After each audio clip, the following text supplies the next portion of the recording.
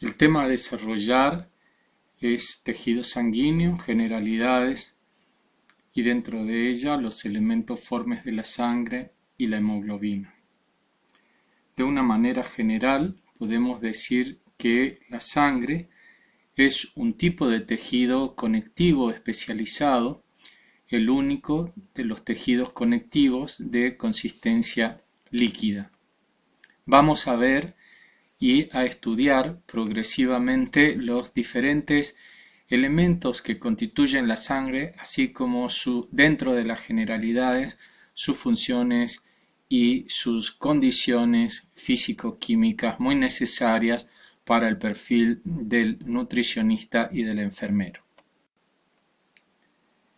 La sangre es un tejido compuesto fundamentalmente por una matriz extracelular de líquido llamada plasma, en la cual se disuelven diversas sustancias y se encuentran numerosas células y fragmentos celulares en suspensión. La matriz coloidal de consistencia líquida está representada por el plasma sanguíneo y los elementos celulares y fragmentos celulares lo están considerados por los glóbulos blancos, los glóbulos rojos y las plaquetas. De una manera general se puede decir de que la sangre posee tres funciones tomadas desde una perspectiva muy global. Esas tres funciones podemos ejemplificarla en 1, transporte, 2, regulación y 3, protección. Pero, desagregándola a cada una de ellas, podemos decir que, como ya sabemos, la sangre transporta fundamentalmente oxígeno y dióxido de carbono desde los pulmones hacia las células y a la inversa, para exhalarlos en la expiración. Esto está contemplado dentro de la función respiratoria o transporte de gases. Asimismo, participa de la función nutritiva, dado que lleva los diferentes macro y micronutrientes desde el tracto gastrointestinal hacia las células y hormonas desde las glándulas endocrinas hacia otras células. También tiene funciones de regulación de la temperatura corporal, dado que transporta calor y producto de desechos hacia diferentes órganos para que sean finalmente eliminados del cuerpo en la función excretora. Dentro de lo que podría ser la función regulatoria, la sangre circulante ayuda a mantener la homeostasis de todos los líquidos corporales a través de la regulación del equilibrio ácido-base, vale decir, ayuda a regular el pH por medio de la utilización de sustancias amortiguadoras, cuyo nombre en inglés son buffers. Ya hemos hablado de la regulación de la temperatura corporal a través de sus propiedades refrigerantes, pero también debemos comprender que tienen otras funciones dentro de protección, pues la sangre puede coagularse, lo cual previene la pérdida excesiva de la misma del aparato circulatorio tras una lesión. Dentro de las funciones de protección que no están mencionadas en la lámina, podemos hablar de los elementos formes y dentro de ellos los glóbulos blancos que nos protegen de las enfermedades, llevando a cabo la fagocitosis de las partículas agresivas. Una vez obtenida la sangre, que habitualmente se realiza por un procedimiento muy común, tal cual es la punción venosa o venopunción, una vez obtenida podemos explicar que la sangre tiene dos componentes. De una manera global podemos decir que el primer componente es el plasma, una matriz extracelular, líquida, acuosa, que contiene sustancias disueltas. Y 2. Los elementos corpusculares o elementos formes, compuestos por células y fragmentos celulares.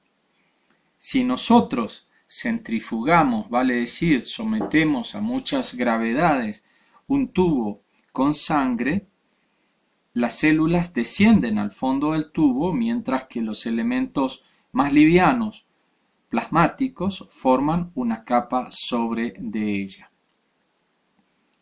Es muy interesante remarcar que el plasma es cuando se quitan los elementos corpusculares de la sangre, aparece como un líquido amarillento llamado plasma sanguíneo o simplemente plasma, que está compuesto por alrededor de un 95% de agua y alrededor de un 8,5 o un 5% de soluto, la mayoría de los cuales 7% del peso son proteínas, como estamos viendo. Pero también tenemos que tener en cuenta que algunas de estas proteínas pueden encontrarse en otras partes del organismo, pero aquellas que están confinadas a la sangre reciben el nombre de proteínas plasmáticas. Entre otras funciones, estas proteínas participan en el mantenimiento de la adecuada presión osmótica sanguínea, factor importante en el intercambio de líquidos a través de las paredes de los capilares, lo cual recibe el nombre de presión oncótica. Es muy importante remarcar que dentro de las proteínas, las albúminas, las globulinas y otras proteínas tienen un importante valor en cuanto a la función de regulación e inclusive a la función defensiva, pues muchas de ellas, las proteínas gamas, se conocen también como anticuerpos o inmunoglobulinas, porque son producidas durante cierto tipo de respuesta inmunitaria. Aparte de las proteínas, hay otros solutos plasmáticos comprendidos, como ustedes pueden ver, ¿no es cierto?, orgánicos e inorgánicos. Dentro de los orgánicos, glucosa, lípido, y dentro de los inorgánicos, sodio, potasio, magnesio, calcio, hierro, así como también otros productos como pueden ser urea, ácido úrico, creatinina, amoníaco, bilirrubina, etc. Dentro de los elementos corpusculares, que es la parte sólida de la sangre, incluyen tres componentes principales: los glóbulos rojos, los glóbulos blancos y las plaquetas. Los glóbulos rojos y glóbulos blancos es importante tener presente que constituyen elementos celulares, mientras que las plaquetas son fragmentos celulares.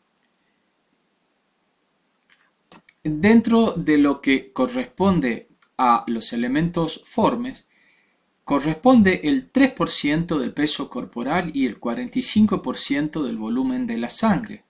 Y así, ¿no es cierto?, tenemos que los eritrocitos son células entre 7 y 8 micrómetros, los leucocitos entre 7 u 8 micrómetros y 20, y los trombocitos, fragmentos celulares de menor tamaño. Aparte de lo ya expresado en el plasma, que era la fase líquida de este sistema heterogéneo conocido como sangre, podemos referir que el plasma o volumen plasmático total se considera a la cantidad de plasma que es de alrededor de 40 a 50 mililitros por kilo de peso, y que fundamentalmente remarcamos sus principales componentes son el agua y las proteínas. Otras proteínas interesantes ya hemos mencionado, como pueden ser las albúminas y las globulinas, que tienen funciones de mantener la presión oncótica y funciones defensivas, pues la fracción globulina gamma es rica en anticuerpos.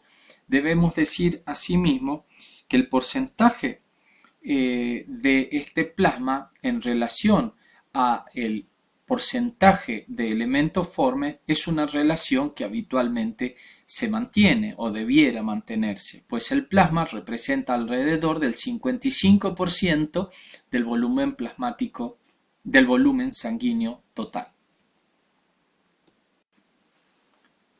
El proceso por el cual los elementos corpusculares sanguíneos se desarrollan se denomina hemopoiesis o hematopoiesis. Antes del nacimiento, la hemopoiesis se lleva a cabo primero en el saco vitelino embrionario y más tarde en el hígado, vaso, timo y ganglios linfáticos fetales. La médula ósea roja se convierte en el órgano hematopoyético primario durante los últimos 3 meses antes del nacimiento y continúa como la fuente principal de células sanguíneas después del nacimiento y durante toda la vida del adulto. En el adulto mayor, la principal parte de los leucocitos y la totalidad de los eritrocitos y trombocitos se forman en la médula ósea. La médula ósea es un tejido conectivo altamente vascularizado y que, como veremos, se encuentra localizado en los espacios microscópicos entre las trabéculas de aquel hueso esponjoso que hemos estudiado. Está presente casi exclusivamente en los huesos del esqueleto axial, en la cintura escapular y pelviana y en las epífisis proximales del húmero y del fémur. Allí se albergan células mesenquimatosas llamadas células madres pluripotenciales, destinadas a la generación o al proceso de renovación de las células. Estas células, denominadas células madres totipotenciales o células formadoras de colonia stem cell, son las encargadas de generar cada una de las diferentes líneas sanguíneas y tipos celulares. En los neonatos, toda la médula ósea roja es como tal roja y por lo tanto activa en la producción de células sanguíneas. Durante el crecimiento del individuo y en su adultez, la tasa de formación de células sanguíneas decrece. La médula ósea roja en la cavidad medular de los huesos largos se hace inactiva y es reemplazada progresivamente por la médula ósea amarilla, compuesta en su mayoría por células adiposas. Estudiaremos ahora los elementos formes de la sangre. Dentro de ello hablaremos de los glóbulos rojos o eritrocitos, que contienen la proteína transportadora del oxígeno llamada hemoglobina, el pigmento que le da a la sangre su color rojo. Los eritrocitos son las células más numerosas de la sangre y tienen un ciclo vital de tan solo alrededor de 120 días por el desgaste que sufren sus membranas plasmáticas al atravesar los diferentes capilares sanguíneos. De una manera general, dentro de sus funciones, podemos decir que se encargan de transportar el oxígeno y el dióxido de carbono a los tejidos del cuerpo y desde ellos en sentido inverso. Desde el punto de vista de su morfología, podemos explicar que son discos bicóncavos con un diámetro entre 7 y 8 micrómetros. Los glóbulos rojos maduros tienen una estructura muy simple, son las únicas células que en su estado adulto maduro no presentan núcleos. Su membrana plasmática es resistente como flexible, lo que le permite esa hemorreología, vale decir, de formarse sin que se rompa mientras se comprimen en los capilares estrechos. Esto, como se verá más adelante, ciertos glucolípidos de la membrana plasmática son antígenos determinantes de los diversos grupos sanguíneos en el sistema ABO y el RH. Ya dijimos que los glóbulos rojos carecen de núcleo y otros gánulos y no pueden reproducirse como ustedes lo entenderán, ni llevar a cabo actividades metabólicas muy complejas. Pero es importante que ustedes recuerden que tienen un número determinado en el organismo humano, diferente en el hombre adulto que en la mujer adulta, siendo ligeramente superior en el varón que en la mujer, en un número de 5 millones por milímetro cúbico. Presenta una proteína muy importante que vamos a estudiar luego, que es la hemoglobina y sus dimensiones en cuanto a los valores físicos. Ustedes pueden verlo en la proyección.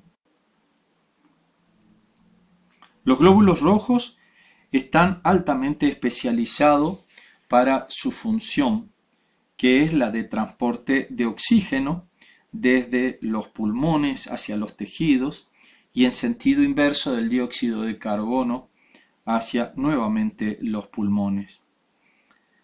Dado que los glóbulos rojos maduros no tienen núcleo, todo su espacio interno está disponible para esta función, y como carecen de mitocondrias y generan ATP de forma anaeróbica, no utilizan nada de lo que transportan.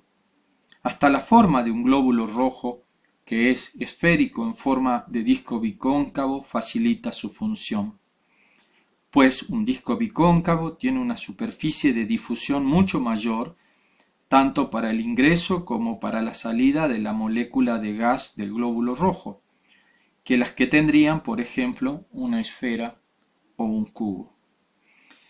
Cada glóbulo rojo contiene alrededor de 280 millones de moléculas de una proteína denominada hemoglobina.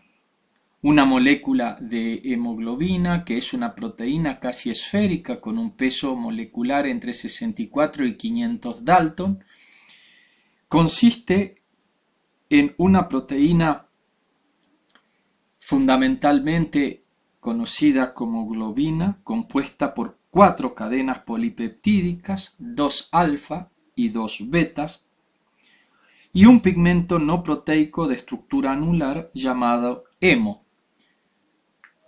Vale decir que la hemoglobina está constituido por un grupo prostético central, que es el hem, y la unión a 4 cadenas de proteínas, 2 alfas y 2 betas, que es la globina. Es importante decir que el hemo está unido a cada una de las 4 cadenas, y en el centro del anillo hay un ion hierro con valencia 2, que puede combinarse reversiblemente con una molécula de oxígeno, permitiéndole a cada molécula de hemoglobina unirse con 4 moléculas de oxígeno.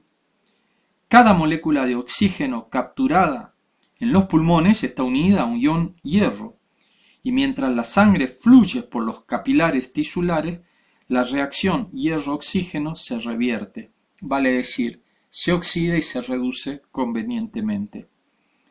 La hemoglobina libera el oxígeno, el cual difunde primero al líquido intersticial y luego hacia la célula. Es bueno entender también que la proteína transporta alrededor del 23% de todo el dióxido de carbono, un producto de desecho metabólico,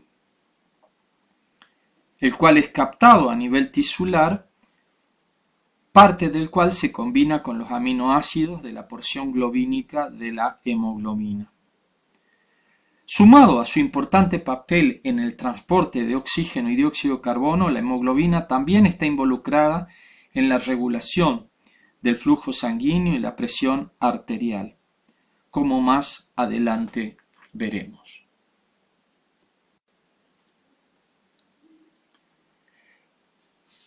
La hemoglobina, que es la proteína fundamental que se aloja y gracias a la cual el glóbulo rojo debe su color, se encuentra en una proporción estimada entre 14 o 15 gramos por ciento en el hombre y un poco menos en el caso de la mujer.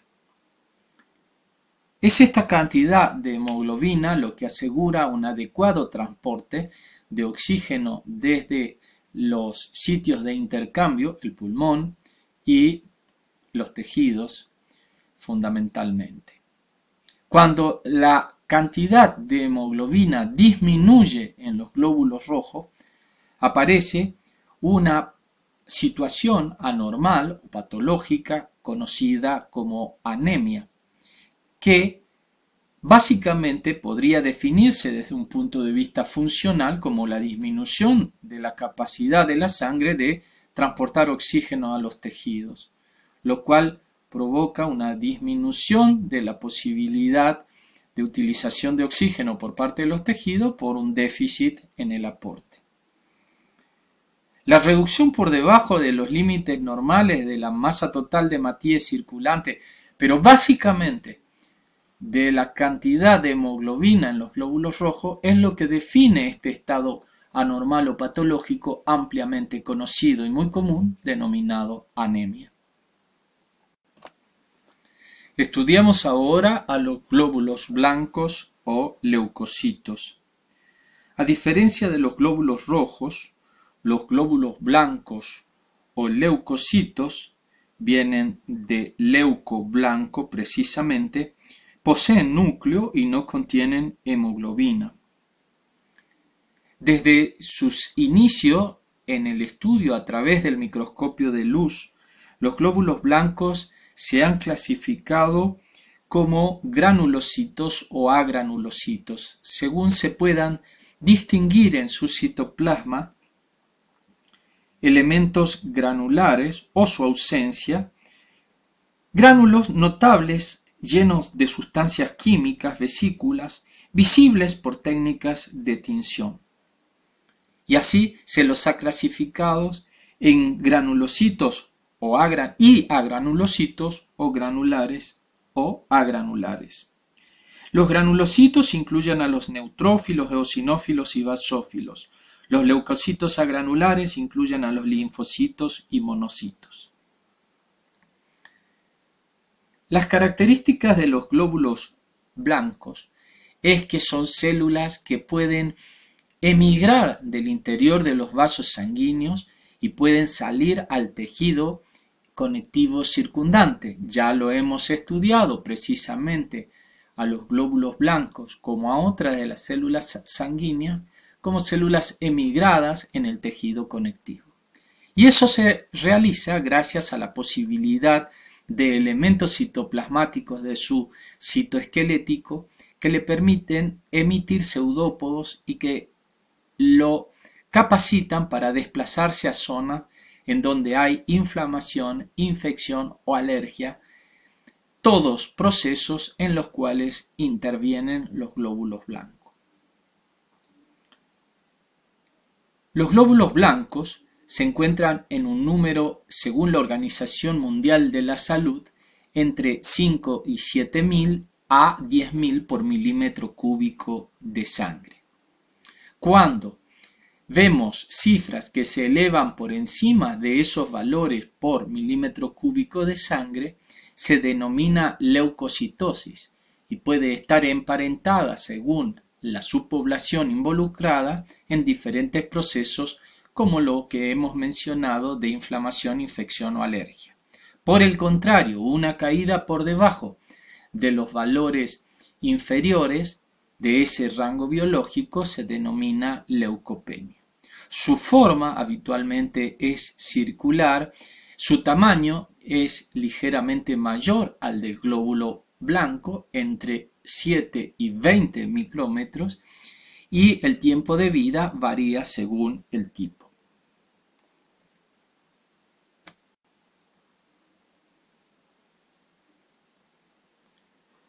Los leucocitos tienen como su función esencial la defensa del organismo a través de numerosas propiedades. En un cuerpo sano, algunos glóbulos blancos, especialmente los linfocitos, pueden vivir varios meses o años, aunque la mayoría vive tan solo unos pocos días. Es importante saber que en diferentes tejidos encontramos leucocitos y que sus propiedades esencialmente involucradas en la defensa son la quimiotaxis, que es un movimiento orientado a un lugar en especial mediado por sustancias que los atraen, las cuales son liberadas desde un foco infeccioso. La diapédesis, capacidad de los glóbulos blancos de atravesar la pared de los capilares sin lesionarlos. Movimientos ameboideos, que tienen que ver con contracciones y relajaciones de los macro y microtúbulos en su citoesqueleto que le permiten el desplazamiento al glóbulo blanco por el tejido conectivo a través de pseudópodos. Y por último, la fagocitosis, que es el proceso de englobe de sustancias extrañas, las cuales a través de este proceso digestivo dentro de la célula se metabolizan a través de enzimas lisosómicas primarias. Los glóbulos blancos dejan el lecho vascular por medio de un proceso llamado migración, antes llamado diapédesis, durante el cual ruedan a lo largo del endotelio, como ustedes lo están viendo, se adhieren a él para después abrirse paso entre las células endoteliales. La señal precisa que estimula la migración a través de un vaso sanguíneo en particular varía para los diferentes tipos de glóbulos blancos. Moléculas conocidas como moléculas de adhesión ayudan a los glóbulos blancos a pegarse al endotelio. Algunas pueden ser llamadas selectinas en respuesta al daño local o a la inflamación. Estas se pegan a hidratos de carbono en la superficie de los neutrófilos, frenándolos, haciéndolos rodar a lo largo de la superficie endotelial. En la superficie del neutrófilo hay otras moléculas de adhesión llamadas integrinas, que fijan los neutrófilos al endotelio y colaboran en su movimiento a través de la pared del vaso hacia el líquido intersticial del tejido lesionado. Ya hemos hablado de las diferentes funciones de fagocitosis, quimiotaxis en los glóbulos blancos. Entre los glóbulos blancos, los neutrófilos son los que más rápido responden a la destrucción tisular por parte de las bacterias, tras englobar patógenos durante un proceso también ya mencionado como fue la fagocitosis.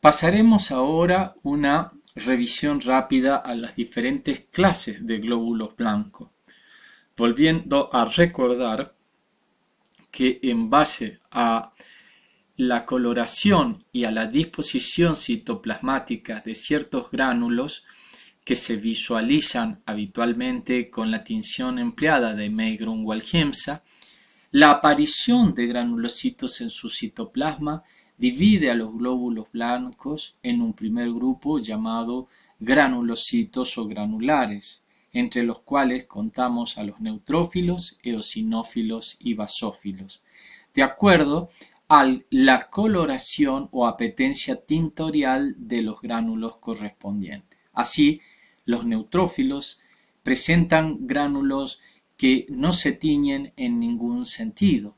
Los eosinófilos permiten visualizar en el citoplasma gránulos anaranjados o ligeramente rosado fuerte, y los basófilos de un color azul tenue. Por otro lado, tenemos aquellos glóbulos blancos en los cuales no se hacen demasiado evidente, lo cual no siempre implica que no los posean gránulos en su citoplasma, y se los engloba dentro de la denominación de agranulocitos. Y allí tenemos los linfocitos, que pueden ser de 3 variedades tomados de una manera global: T, V y natural killer, y los monocitos. En un frotis sanguíneo coloreado vale decir en un extendido de una gota de sangre periférica. Vamos a determinar el número de glóbulos blancos que en ella se encuentran, y la valoración de los mismos puede hacerse en cifras absolutas o relativas, vale decir un porcentaje. En un frotis de sangre coloreada encontramos 100 leucocitos y determinamos qué porcentaje corresponde a cada tipo de leucocito. Estamos hablando de cifras o valores porcentuales, por lo tanto relativas. Cuando hablamos de valores o cifras absolutas en ese hemograma, consideraremos el valor absoluto de la cifra que encontramos.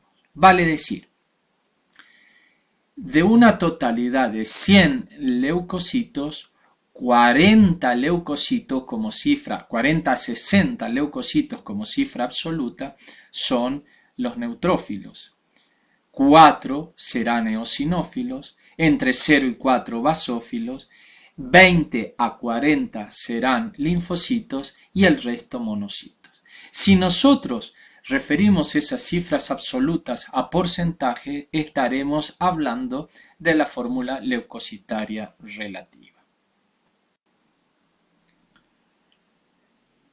Entre los glóbulos blancos, los neutrófilos son los que más rápidos responden a la destrucción tisular por parte de las bacterias a través de su función de fagocitosis, liberando diferentes sustancias para destruirlo. El neutrófilo posee vesículas que contienen defensinas que se fusionan con los fagosomas, y que estos fagosomas son los que contienen las bacterias, los hongos o los microbios. Los neutrófilos son granulocitos y constituyen las células que se encuentran en mayor número en el frotis en relación a los glóbulos blancos. El 60 a 65% del total de los leucocitos son neutrófilos. Son células que miden entre 10 y 15 micrómetros, es decir, que lo veremos aproximadamente el doble a un glóbulo rojo.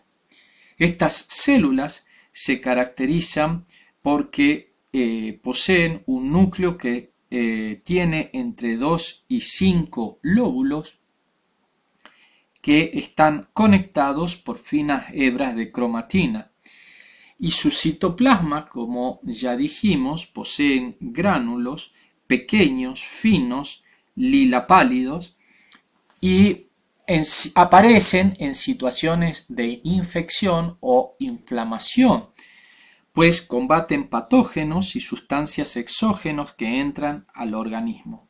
Hemos hablado ya de su función de fagocitosis, que es la destrucción de las bacterias por medios de las lisocimas. En cuanto a los eosinófilos, se encuentran en menor cantidad, constituyendo una cifra aproximada entre el 1 y el 3% de los leucocitos. Poseen un diámetro entre 10 y 12 micrómetros. El núcleo suele tener dos lóbulos conectados por una hebra de cromatina, y presenta en su citoplasma grandes gránulos anaranjados rojizos que le dan o lo cubren totalmente al citoplasma. Su función es combatir los efectos de las histaminas en las reacciones alérgicas, fagocita complejo antígenos anticuerpos y destruyen ciertos parásitos. por lo cual aparecen muy aumentados en las patologías parasitarias.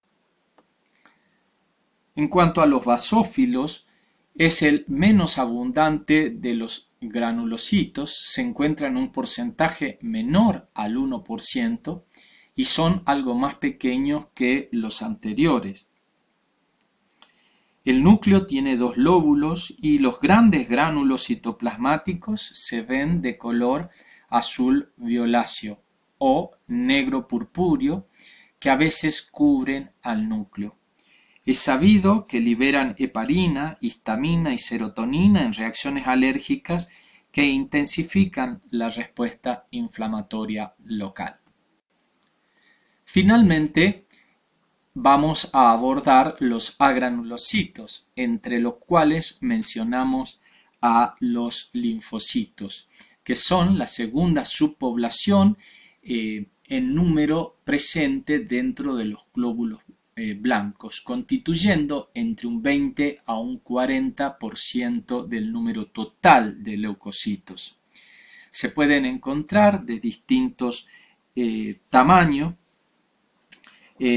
pequeños de 7 a 9 micrómetros de diámetro y grandes de 10 a 14 micrómetros. Su núcleo se aprecia redondeado, levemente hendido, reniforme, y su citoplasma forma un halo pequeño alrededor del núcleo que se ve celeste azulado. Cuanto más grande la célula, más citoplasma se puede ver en torno al mismo. Dentro de las funciones tenemos que los linfocitos median respuestas inmunitarias, incluyendo reacciones antígeno-anticuerpo.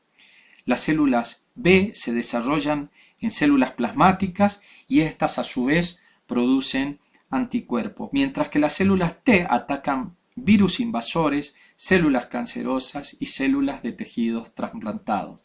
Ya estudiaremos en el apartado de inmunidad a qué corresponde cada uno. Vemos en el medio de la proyección la gran cantidad de glóbulos rojos y un linfocito con las características microscópicas antes descritas. Avanzando un poquito en la clasificación de linfocitos, podemos hablar de que los mismos básicamente pueden ser de 3 tipos: los linfocitos B, los linfocitos T y los NK o Natural Killer. Los linfocitos B están encargados de la inmunidad humoral. Son particularmente efectivos en la destrucción de bacterias e inactivación de sus toxinas. Vale decir que intervienen a través de las células plasmáticas en la secreción de anticuerpos que permiten reconocer bacterias y se unen a ellas para que luego sean destruidos o fagocitados. Es sabido que no son ellas mismas, sino las células plasmáticas quienes producen unos elementos proteicos en el suero denominados inmunoglobulinas o las ya recuerdan ustedes descritas gamma globulina. Los linfocitos T, por otro lado, reconocen a las células infectadas por virus, hongos, células trasplantadas, células cancerosas y algunas bacterias, y son responsables de las reacciones transfusionales, las reacciones alérgicas y el rechazo de órganos trasplantados. Los linfocitos T amplifican o suprimen la respuesta inmunológica global y constituyen porcentualmente la mayor proporción de los linfocitos del organismo. Tanto los linfocitos T como B tienen la capacidad de memoria, vale decir, recordar una exposición previa a un antígeno específico. Así, cuando haya una nueva exposición a él, la acción del sistema inmunológico será más rápida y eficaz gracias a la producción de o al desarrollo de un proceso de clones de memorias.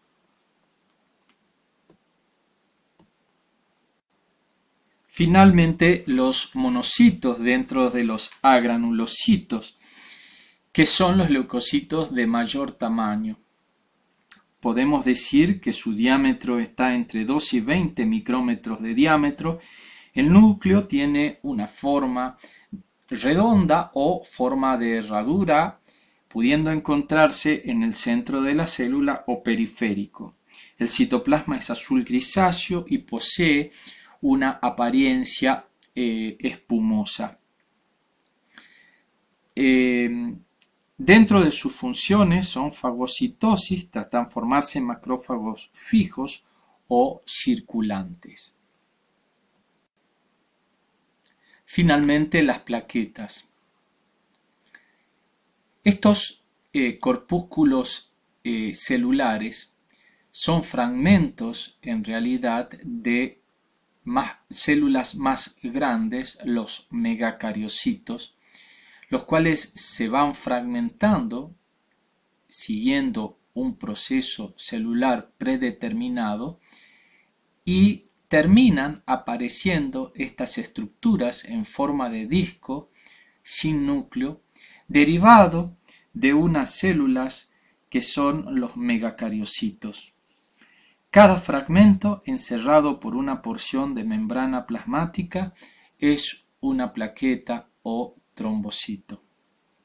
Las plaquetas se liberan desde los megacariocitos en la médula ósea roja y después entran a la circulación sanguínea.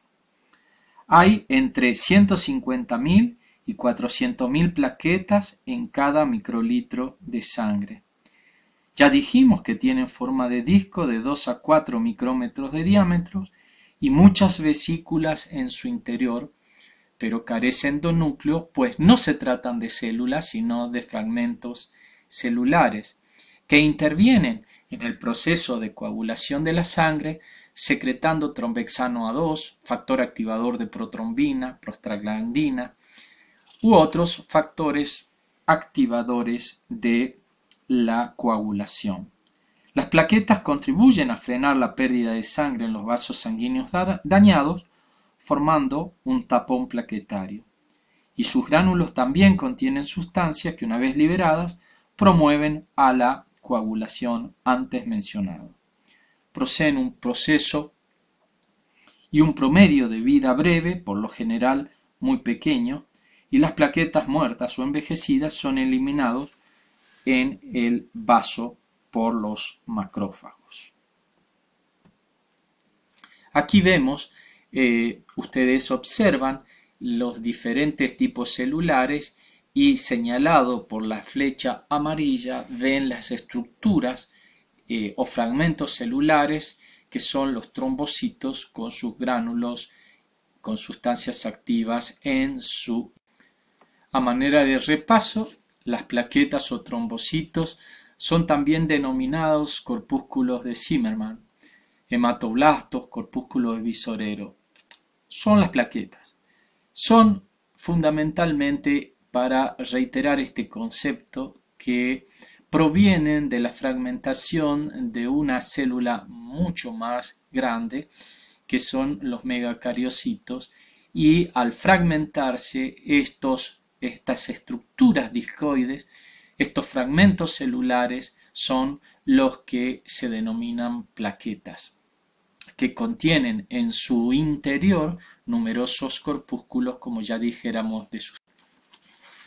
Es interesante saber que las plaquetas, debido a sus propiedades de adhesividad y aglutinación, como ustedes lo pueden ver diferenciado en la proyección, contribuyen a frenar la pérdida de sangre en los vasos sanguíneos que puedan haber sido dañados.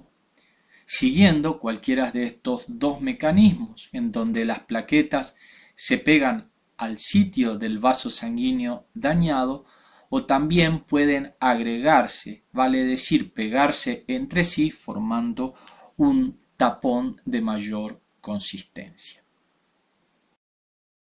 Finalmente, agradecerle su acompañamiento en esta primera parte de la clase de sangre y proponerles sitios de estudios como fundamentalmente los principios de anatomía y fisiología de Tortodar Derrickson, histología de Breuil y colaboradores Geneser, y para comprender la fisiología de la sangre, el libro de Gayton Hall. Muchas gracias y será hasta nuestro próximo encuentro.